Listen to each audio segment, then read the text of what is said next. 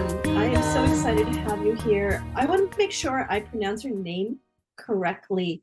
Um, Birgitta? Yes. Oh, wonderful. I got it.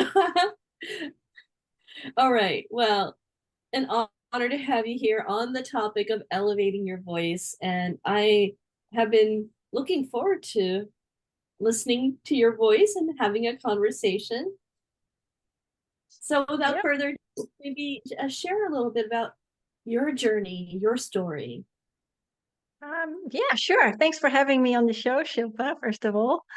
So my journey started in 1974 when I popped out of the womb. And on a sunny Tuesday morning on the 25th of June at 10 a.m. Well, as you can imagine, as a baby, I can't really remember much, but as I grew up as a kid, you remember stuff. And the 1980s were so different to what life is like now. I actually missed the 1980s. Because people communicated so much more from the heart than what it's nowadays, all through electronics. But anyhow, so at the age of probably 9, we moved to Singapore, and then a year later we moved to Malaysia. I loved it, loved the culture, loved the people, so different, and the food. Don't even get me started. Yeah. But I mean, so that part of my childhood was great. And then we stayed with a friend of the family, as my dad had lost his job, and so we had to move out. And I was actually molested by this friend of the family, and my parents didn't know. But what do you expect? I'm 10 years old. It's the 1980s. What do I know? And life is very different now. I think people are more open about it. They know that they can ask for help. But back then it was very different. So I potted it up because I didn't understand. And it was like that, kind of like my childhood changed. And when we returned to Holland when I was 13, nearly 14, my dad passed away. And that was really hard as well. And I think anyway, it doesn't really matter what age you are, Shilpa, losing a parent is always hard. For me, it just happened to be, when I was 14 years old. And I remember waking up the next day and I thought, no, this has to be a dream. It wasn't. And I just, such a banging headache. I just didn't know what to do with my grief. It was just, I couldn't imagine, I just couldn't imagine that he was gone. And he suffered from coronary heart disease. So he'd been in hospital, but then he went out cycling, didn't take his meds, and he just fell off his bike. And that was it. Took like a last breath, and that was it. And so he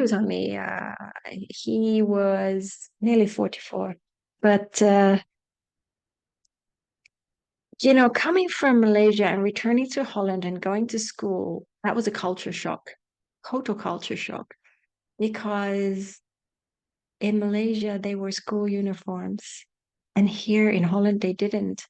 And, me and my sister wore secondhand clothes. I mean, I didn't care, but I was very, very skinny and I was bullied because of that. I was also very tall, like 5'11". And I had this immense fear of boys. So I needed to go to a classroom and there was a guy or boy in the hallway. Oh, I take another route to get to the classroom. That's insane how scared I was. I look back at it now. But it was just that ingrained fear within me. And I was really good at throwing away my homemade school lunches, which my mom didn't know at the time. And well, I mean, this went on for quite some years, actually. I mean, I would sit home at the dinner table, and I just had my dinner. And back in those days, I mean, I started to work when I was 15. Um, on Saturdays and Thursday nights at a department store. And my sister also, well, she worked somewhere else before she went to the department store, and we were still in school and we'd help my mom pay the rent. That's just what we did, we were taught responsibility at an early age. Um, but What my mom did eventually was she put me on a modeling course when I was about 16. And I was picked out for a hair show. I always tell this story because I had hair till about my shoulders. And I said, yes, I'll do it. Great. But then he chopped off my hair into a pixie cut and I felt really ugly. But even the modeling course didn't help me lift the weight of my shoulders because I carried so much trauma within me. I was really like the Hunchback of Notre Dame. That's how I walked around because I wanted to be invisible. And I had absolutely zero self-worth. Absolutely none. I really felt ugly. And for many years I did, which, I mean, we're all beautiful. I always say we're all beautiful people. Um, yeah, so even after school, I was like, do you know what? I'm gonna make something of myself. I really am. So I wanted to give the modeling a shot. And I traveled the world, but I could never live of it. And then I was assaulted in the modeling industry in New York by a hairdresser. And even that, I couldn't even talk to anybody. I just carried it with me. I potted it up. And that's why I will always say, Shilpa, when you have trauma within you and you don't heal that trauma, you create even more trauma because your energy is all messed up. And that's why I rolled into dysfunctional relationships. I mean, when I lost my stepdad in 2000, I was 25 and nearly 25, and my mom was leaning on me. He suffered from cancer, so I used to travel from London to Buckingham, where my mom lived, and help her out every weekend. Um, and when he crossed over, she was leaning on me, which is fine. I You could say I had the wrong friends. I always say I had the wrong friends, but it's not about the wrong friends. It's just who you pick. And they were into drugs and all that stuff. So I did that for like 3 months. I had blackouts. That's actually when I stopped. I stopped because I was still working, and I thought, no, no, this is good, and I thought, no, this has gone too far, and I just quit from one day to the next, and um, and that was in the UK. But like I said, I mean, I traveled the world, and I was always saying this. I mean, first of all, I mean, many people suffer from this doormat syndrome because we want to please other people. We don't want to hurt other people. We want to make other people happy. Yeah. But first and foremost, the relationship with yourself is the most important thing. Giving that love to yourself, that acceptance, that respect. Um, and I didn't do that. I hated myself. And so I was chasing happiness outside of myself, and it was constantly eluding me. Of course it is, because it was here, it was inside of me. And I needed to figure that out. But I was so broken. I attracted so many broken birds into my life because I wanted to fix them up. It was like a DIY project. And I'm not the only one. Many people do it. They go into a relationship, but it doesn't matter if it's interpersonal relationships or romantic relationships, family, you name it. It's like we listen to the opinions of others, but I wanted to try and mold them to my liking, and that doesn't work that way. We should just accept one another the way that we are, and we don't always do that. And we need to leave one another be, because if we try and stump their growth, as I always say, we also stump our own growth and we end up hurting ourselves because that's what we do. But that's the only way that we are going to learn. And so for me in 2009, that was kind of my turning point. When I met, he's now my ex, but he's doing a lot better now. He, this is what I did. I bought him a plane ticket from the US to Holland. And excuse me, but if you want to come and visit me, then maybe you should buy your own plane ticket. But I wasn't, I was very different back then. And so I paid for it and he came, but I didn't know that he was like a crack addict. I didn't even know that. It was like in phases.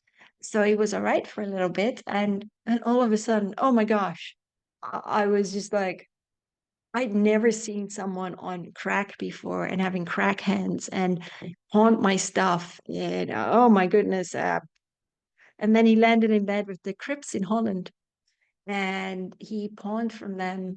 And I did try to help him and he did want to get better, but he wasn't able to get into a clinic because he didn't have a social security for Holland, which is like ridiculous. It's like a catch 22 because, here's someone who really wants to get better, but you don't want to help him. And so when he just fell off the rails again, it was he pawned from the Crips. They held him for ransom, and I did help the police. I was I had never experienced this. I was so low. I was in such a fight or flight mode. I couldn't even think properly. And so my mom, she helped me move from Holland to the UK in like the space of 3 days. She'd found me a place to live. And so yeah, and when I got there, and then the police found my ex in Holland, the leader of the groups, he called me and he said, "If I ever find you, I'm going to kill you." And that really just shook me to my core. And I downed a whole box of ibuprofen, which I know is really lame. And like I say, I always say a lame attempt at my life, but I just I just didn't really know a way out. But all that did for me was like I had a good 12 hours sleep with a headache gone. And then I got up the next day and I was like, you know what? I cannot go on like this anymore. And so my mom said to me, why don't you go and see a counselor? I did. I did. And at the end of that session, the lady said to me, she's like, hearing your story, she's like, I know that you're strong enough and that you will be fine. Okay, great. But that didn't help me. So I had to figure out, rather than sitting down in the dumps, I actually went online and I found a Reiki healer. And that was the start of my holistic path. I mean, even as a kid, I was very susceptible and I saw one of my guides, but you tuck that away. Yeah, you grow up, you get into the earthly realm, into the I always say the earthly living or the social conditioning, and you lose that aspect of yourself. And so I found a Reiki healer and she really, really helped me. I went to her for several sessions and then I studied level 1 and 2 under her in the space of like 1.5 years. And when I moved to St. Petersburg in Florida, I did my master's and then started to teach. But I studied many healing modalities because I just wanted to understand, even the emotional freedom technique, which is such a beautiful technique because you tap out the emotions of the trauma that you carry so that the emotional trigger is gone and you can just talk about it. It's so simple, so profound, and it does wonders. Because I mean, I helped quite a few people in the past with that. Um, yeah, I studied aromatherapy, holistic nutrition, meditation, um, yeah, many other healing modalities. I was like a SpongeBob.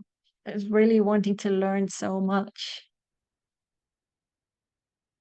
Sounds like your journey really, although it came from pain, you became earnest in seeking a way to heal that was outside of what I feel like often is Western approaches, which is somebody putting judgment on you and having you talk about it, talk therapy, which in and of itself is fine. But when you combine it with some more holistic modality like tapping, I feel it takes it to a more deeper level. And it sounds like through this journey, though, you were also able to find your voice because you talked about being shy. And Yes, I'd like to have you share, like, how did you elevate your voice? took me many, many years. I think also, in the corporate world, I was bullied a lot as well. And that did not sit well with me. And a lot of the times I left. And it was just because of the way that I work. I'm very organized and very meticulous and I'm quick. I just understand it, boom, and it's done. But that's just the way that I am. And I was constantly being kicked into a corner in every aspect of my life, but I allowed it. I allowed it. And the universe, my guides must have been sitting up there. Birgitta, Birgitta, when are you going to change? When are you going to learn from your experiences? Because everyone that we meet is a reflection, is a teacher. And that's how we should see it. I needed to understand it from that perspective. And it's only been several years that I've found my voice. And since my writing, and I can't even remember how it just started several years ago that I was just fed up and I thought, you know what? I'm gonna take back my power. I'm gonna stand in my power and use, just say what I want to say, but not in a horrible way, but in a respectful way. I think people need to give one another space, even though that doesn't really, hold space for one another, even though that doesn't really happen. But I have found that standing in your own authenticity, standing in your own power, and just stating like it is without having these labels of fear, regret, of I call them these red or negative labels that you carry within your mind. Um, no, if you're just genuine, if you're just you and you say it like it is, um, then there is nothing to fear. Absolutely nothing. But yeah, like I said, it's taken me many, many years, and that's why I'm an open book to people. And even at work, I do say it like it is. It's not always, how do I say that? It's frowned upon. But I'm sorry. Why should we pretend to be someone else? Why do we need to keep wearing all these different masks? Yeah, why can we not just drop the masks and show our true selves? And by virtue of doing so, I believe that you've been able to, without any inhibitions, and I mean this in a good way, Mhm. align with what your soul is saying by virtue of Yes, doing, you're speaking your truth, you're elevating your message, which is something that it doesn't matter what one went through. However, the fact that you then take it and just allow people to say now, it's okay to be authentically you, which I love the title of. yes, absolutely. It's okay to be our authentic selves. It really is. It's just society has deviated us away from our own awareness. It's just we live in this created paradigm. People are so addicted to their electronics. It's like, why don't you just hug a tree, go stand in nature, do something creative, stay away from the electronics? I think people are, oh my goodness, if you were to try to take a phone away, oh, how many people sit in a restaurant with their phone, their buddy, their phone right next to their plates? Yes, and it probably is a new layer of resistance and avoidance that, because it's hard enough without the pre-electronic days just to get to a place where we sit in stillness and allow ourselves to explore that. And now, Yes. and then how can you hear your own voice or elevate your voice when you can't even hear it, drowning out by distractions? Oh, absolutely. Absolutely. But you know what? I don't even have a TV. Like I threw that thing out years ago. Yeah, even television can distort what is true for you. And I sincerely love the fact that you took something that were like, and you described it even in your bio, the twists and turns and challenges. And there was like this inner light inside of you that guided you because it could have Yes. gone a very different direction. Oh, absolutely. I could have destroyed myself, but I came to a place, and I mean, I had more trauma when I was in St. Petersburg. And I look back at it now and I'm so thankful I met this person as well. But um he had lost his mom, he fell into a depression, he had a warrant over his head, he was not wanting to lose me. He was just very controlling. And even though he lived only two doors down from me, because he moved from an hour away, bless his heart, and he just wanted to save the relationship and also work on himself. But that, of course, didn't work. And so I was screaming at the universe, right? I was on the floor crying and in my house. And I said, why? Why is it always that it rains on my parade? Why can't I be happy? That's what I used to say. Why can't I be happy? I look around me and everyone seems to be doing okay. And what happened then? I mean, yes, I did move out of that house to get away from him. I sold it and moved it to another house, which was insane. That's insane, but that's what I felt like I had to, that's how my brain was wired at the time. And I actually listened. I listened, and it was like a little breadcrumb from the universe. And it came in the form of my sister, and she had done kambo treatment, which is a shamanic mm, medicine treatment using the kambo frog, the poison from the kambo frog. And I mean, that was amazing for me. I mean, I went up into Florida, a couple of hours from where I lived, and I went to see a shaman, and he burnt these 4 points into my leg and then put on the frog poison. And oh my goodness, Shopa, I was just purging left, right, and center. It came out everywhere because it's such a physical experience. And it took like 4 hours the first time. And he said, do you know why it took 4 hours? I said, no. He's like, because your ego was battling. Your ego was battling to stay in control. And I always say ego means ejecting God out, ejecting our God self out, because that's what we do. And yeah, so 4 hours. And I can tell you this much. When I left, I was so much clearer in my head, and I made a whole bucket list and stuck it on my fridge.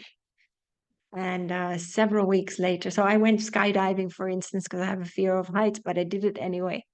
I did it anyway. I went running for charity because I promised my stepdad in 2000 that I would after he'd crossed over. And I didn't do that for 16 years. And then I started running. I finally did it, and I crossed these things off. And then I met my former mentor, Alania Starhawk. But it was almost like the universe kicked me out the door and said, you need to go to that fair. And I did. And so I met my former mentor there, and she's what you call an Akashic record healer. So she walks you through your past lives. And in one of these past lives, my ex he had leached off me sometime in the Middle Ages because I was very well off, and he wanted to climb the social status ladder. And he poisoned me with a kind of arsenic, and it took several months for me to cross over. And he did it under the guise of, he was trying to help heal me and give me medicine, which wasn't the case. But it was really funny because in this lifetime, when I met him, I lost so much weight. I was so ill. I couldn't hold any food in for months. I was skin over bones. I couldn't even hold a cup of tea in. That's how bad it was. And so she she didn't know this when I went to see her, Alania Starhawk, and she explained that to me, and I said, you know what, that actually resonates with me. And then I explained it to her, and she goes, that's just, a karmic tie. Once that was removed and that was healed, that aspect, I was left in peace.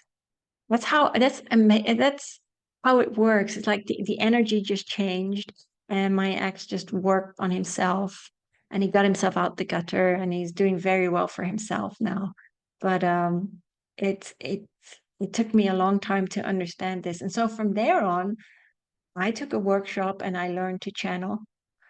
And that's was very in the beginning, it was very healing for me as well, because I just asked questions. And it was really an exercise that she gave us, where she said, just take a pad and a pen and just say to the universe, I'm ready and open to receive. One thing, my mind was so far gone as it was shot. And when I went home, I did that exercise and it just started flowing in Old English prose. And I just started to ask questions. And it was a very, very healing journey for me. And it's like riding a bike, right? You've got to keep practicing. And I practiced with my cards and whatever send master angel I picked, I would ask them for a message, ask them something about them, and they would just convey it to me. And I feel like based on what you've described, now that you're the founder of, I am reading it off, Power, Soul, Healing, and Yes. Empowerment, this all came together. I feel like it was almost a divine, made a divine design, so to speak, Yes. because it you, if you look at something looking forward, it's hard to tell what's going on, but when you look backwards, you realize the dots connect, and in your, Yes. those dots are, allow you to now, what I love the way you articulate is becoming, and becoming who you are, because a lot of us are, and I can say I'm one of those people, often feel like, well, I want to just become that, whatever that is, but it's a journey, and your It is a journey journey. still evolving, because I'm still becoming the version of me that I want to be, Me but too. and authentically, what we really are is already there. Like, we are a soul, we are light. So it's Yes, like we the are. duality is the hard part. Yes, and that's the beauty. That's why we came, or we cannot learn. If there was no duality, we wouldn't be able to learn. Um, so yeah, yeah, for me, I've forgiven everyone in my life. I've got no bitterness, nothing, no judgment, nothing. I let everything just roll off my back like water. And that's the best way to be. And the same with work now. It doesn't mean I'm still learning that I'm finished learning. Oh, heck no, I'm still a work in progress. I always say that to people.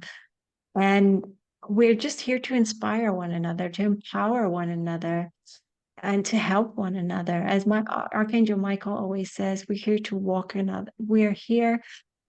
one another back home to the light of ourselves. And as Saint Germain always says, well, why are you here? People always ask me this. And he always, the first thing he said to me years ago is like, you're here to return to that love for yourself and each other, nothing more, nothing less.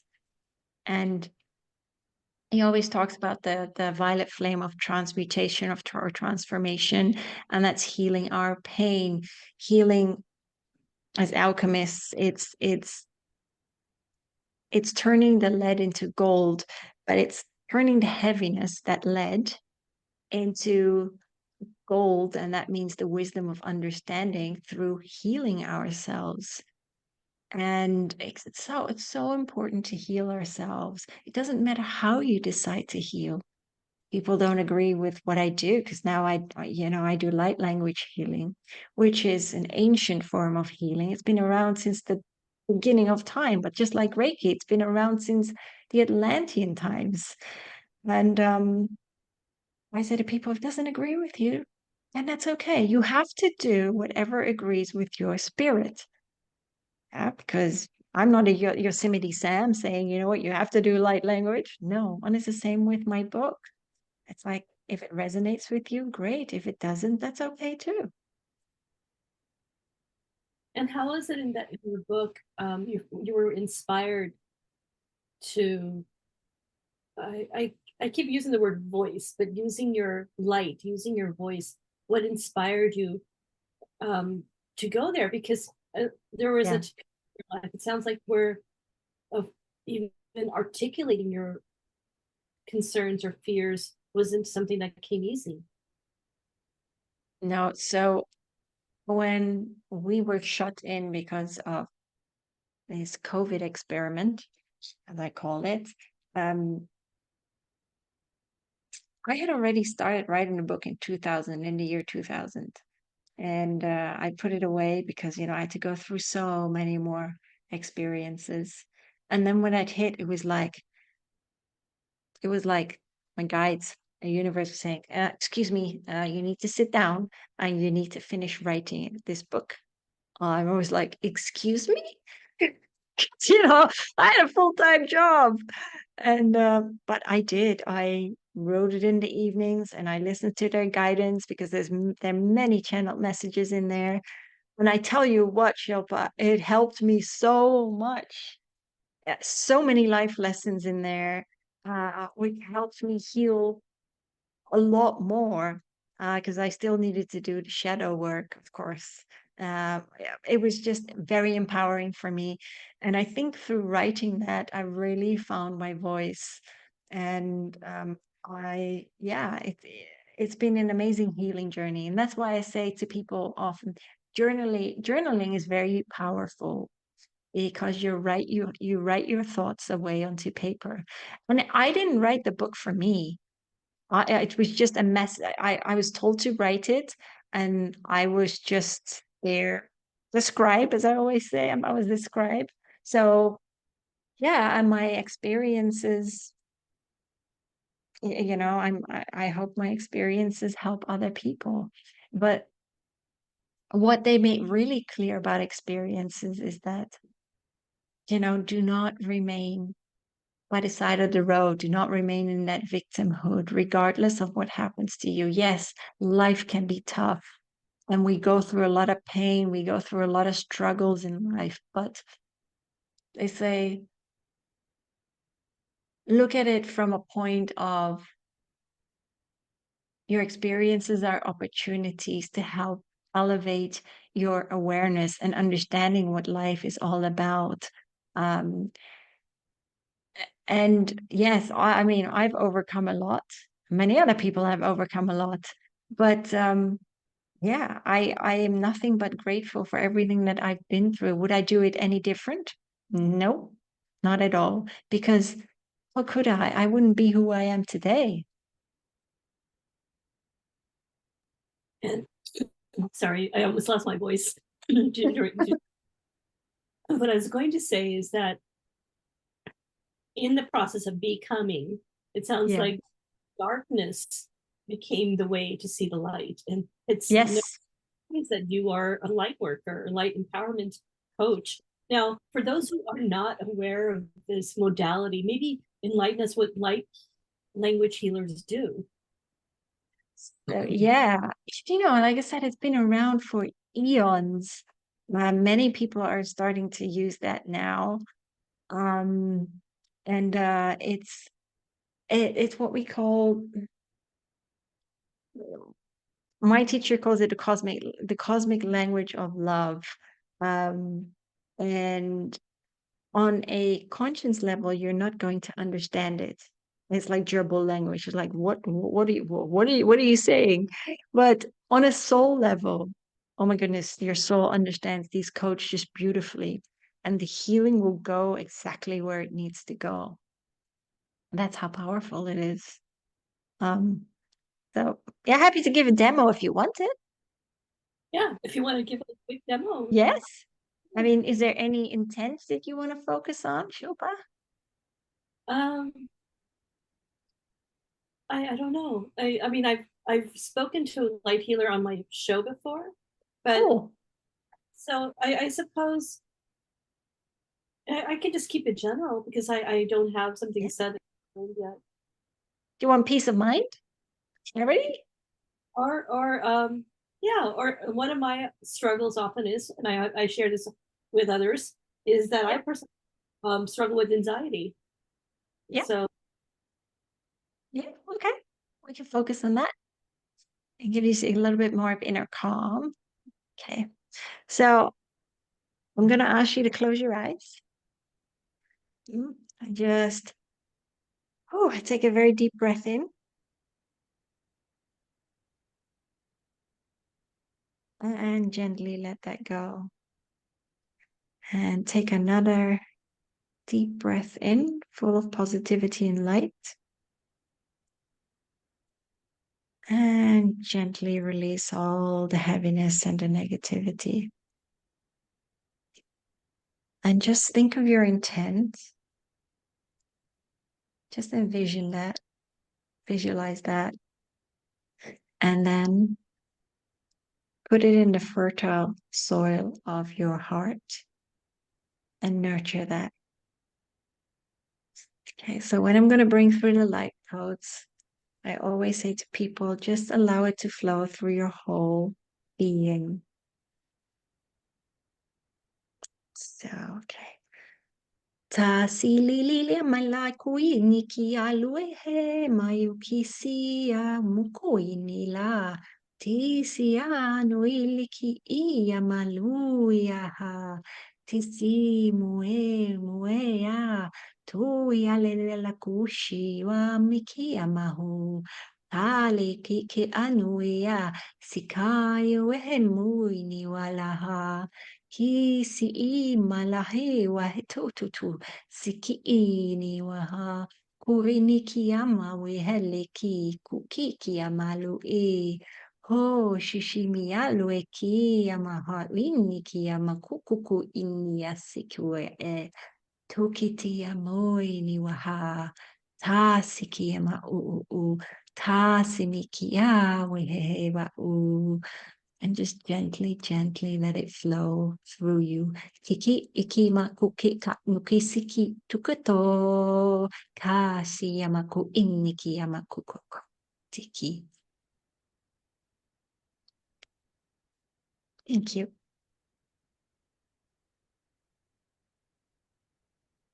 This just flows to you, right? Yeah. So it's so appropriate that you are speaking on the topic of elevating your soulful message, given the Mm. uh, light healing. And do the words, as they come to you, map to a language that you understand, or is it more intuitive? It's intuitive. So this for me was very light. It was very, I just saw the colors pink, just pink floating through you. Uh, yeah, that's what I saw. They're very, very light. I compare them to this is more like ethereal Lemurian energy. That's beautiful. And I just find your voice so soothing. Well, I thank you. Well, I'm just I'm just a toolbox. They use my voice. I'm very humbled to be able to do this. So yeah. Thank you for the demo, and thank you for walking me through the journey of the challenges as well as where you've arrived, and Yeah. openness and humility that you show of knowing that becoming is a journey. Yes, absolutely. And for those people, I just want to say for those people listening out there, yeah, it's so important to just be you. Doesn't matter what people think of you. It matters what you think of you. Doesn't matter what the world thinks of you, as long as you think the world of yourself. Yeah. So always take back your power and stand in your power and live the life according to the voice of your own heart, the voice of your own soul, rather than being swayed by the opinions and judgments of others. Because when people have opinions about you and they judge you, it says more about how they feel about themselves than it actually says about you. So always remember that and just be open, just be kind, just be forgiving, and just walk your path. Walk your path and talk your talk. And be humble, be kind, be compassionate. And most of all, do not put yourself in the boxing ring because oh my gosh, I've done that more times than I care to remember. But the mistakes, I don't call them mistakes, they're experiences. That's all it is. You're here to experience the experiment of life. And early in the podcast, you had used an expression that I often use, that we are having a human experience, but what we really are, Yes. authentic light. Yes. And you know what human means, right? When you split the word up, you've got you, HUE, and I always say that's light, and then men. We're light men wandering the earth, recovering the light that we have I mean, what we've done is we've dimmed our light so much because of the layers of conditioning. And it's all about recovering that inner light of ourselves and shining that forth so that we can inspire others to do the same. Wonderful. I am so honored that you took your time to share. And for those who are listening, they can learn more in the show notes, obviously. But is there the can you share a little bit about the book so that Yeah. people can into that as well? Yeah, no, absolutely. So I've got my collaboration books coming out in the middle of April now, actually. Um, so that's my chapter is called Journey to the Light Within. It consists about 2,600 words, but it's co-authored with 13 other authors, and that one's called Become Empowered, funnily enough. Yes, and so my book, the first one, the first part is about the shifting consciousness and why everything's happened in the last couple of years, and it's a whole Q&A section with the Ascended Masters. And I talk about the Atlantean times, the Lemurian times. I talk about the Anunnaki. And then the second part is all about my life and how I've overcome trauma, infused with, again, the many channeled messages, the humorous messages from many master teachers. But I also talk about depression, drug abuse, mental health. So I touch upon all these topics, but with the channeled messages, coming from above and their view, and how you can heal yourself. And many people have come back to me and said, this has been such a healing book. It's like it's just encoded with healing. And I said, well, I didn't. I had to write it, and I'm just here to put that food for thought seed into people's minds. And whether that little seedling decides to sprout, that's entirely up to them. Well, your message is so profound and so timely, especially with a lot of people, I think, becoming a little more receptive to the notion that the spiritual realm holds so many modalities that allow you to Yes. expand. Oh, absolutely, absolutely. And I'm so glad that more people are awakening now. It's just beautiful to see.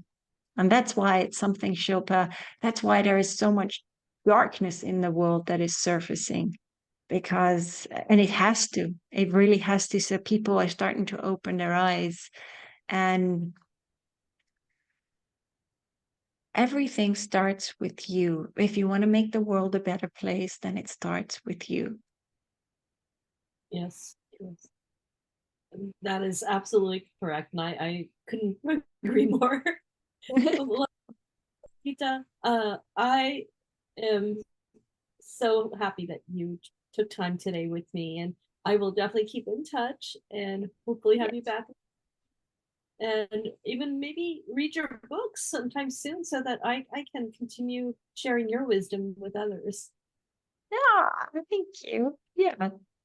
I'd love to Thank be you. back on your show sometime. Yes. Love that. So yeah, and I've mentioned to you that I had one guest talk about light work. So that's Yes. something that wasn't new to me. It's like I said, it's up and coming. So many healing modalities are now popping up, ancient healing modalities, and I think it's amazing. There's so much out there. So much out there. Yes, absolutely. Well, thank you for elevating your voice and sharing your message with your voice. And it is definitely a gift. And I hope you have a lovely day. Yeah, thank you so much for having me, Shilpa. And I just want to say one more thing. Look, for any of your listeners that are suffering, just please do reach out to someone rather than sitting there. Just reach out to a friend or reach out to anybody and talk to someone. I totally agree. I know for myself and others, um, sometimes the isolation that we think we need, Yeah. self judgment, and others are not judging you. It's better to kind of expand to those who could potentially guide you and put light on your path. Yeah, absolutely. Absolutely. Thank you. Well, and I'm going to encourage people to look at the show notes and look at your book and follow you so that you can also be instrumental in helping them. Oh, thank you. Thank you. Have a good day.